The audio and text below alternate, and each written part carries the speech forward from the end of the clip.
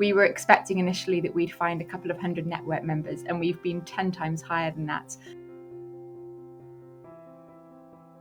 I'm Dr Daisy Fancort. I'm an Associate Professor of Psychobiology and Epidemiology at University College London, and for the last 3 years I've been the Director of the UKRI March Mental Health Research Network. So March has been focusing on the role of social, cultural and community assets as a way of supporting our mental health. We've worked with over 2,000 members over the last 3 years, including researchers, community organisations, policy groups, mental health charities, and individuals with lived experience, in order to understand more about how these kinds of social and community engagement affect our mental health, how they help to prevent the development of mental illness, promote well-being, and also help people with the management of day-to-day mental health symptoms. It's been incredible discovering how many people actually work in this space and are interested in engaging on the role of social and community assets for mental health. The connections that have been built through March's special interest groups, our research days, our Sandpit events, our Plus funds, these have already sparked over £20 million of new research funding awarded to members of the network to take this area forward. So it's been phenomenal seeing that level of engagement.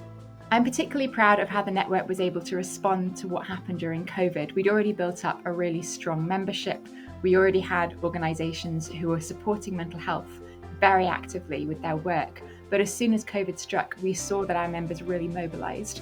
We had hundreds of our community organisations providing online mental health support for people at home, using creativity and other activities to support resilience and coping.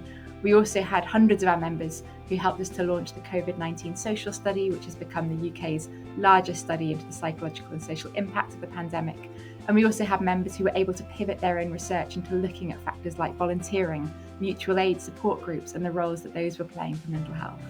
I'd love it if 25 years from now we had a complete mental health literacy amongst everybody. Everybody feels able to talk about their mental health. They're aware of what their day-to-day feelings and thoughts actually mean, how they can do activities day-to-day that will support those. In particular, I'd like to see this concept of self-care that's really grown over the last few years become completely mainstreamed. In the same way we eat our 5 fruit and veg every day, we know we have to do our self-care. These kinds of routine activities will be the things that help to build up more coping resources, greater resilience, and also in particular greater community connectedness. I'd love to see that people actually feel they're a part of their communities even more than we're seeing at the moment, and that therefore people feel they've got these support networks around them they can draw on when they need them. We definitely need to have a lot more investment of resources into mental health research. We're seeing a really alarming demand for mental health support in the UK, and also very much an inadequate availability of support for people. But what's so exciting about this area of research is it's looking outside the traditional biomedical model, and it's particularly looking on other kinds of sectors that can support mental health. It basically trying to reinforce the idea that mental health is something that every aspect of life should be focusing on, not just medical domains. And I think what we need to see is even more collaborative work between community organisations, researchers and the NHS, as well as starting to look more at prevention, trying to look at how we can invest in community assets to try and promote well-being, resilience, coping, and try and avoid people actually needing to access mental health support services in the first place.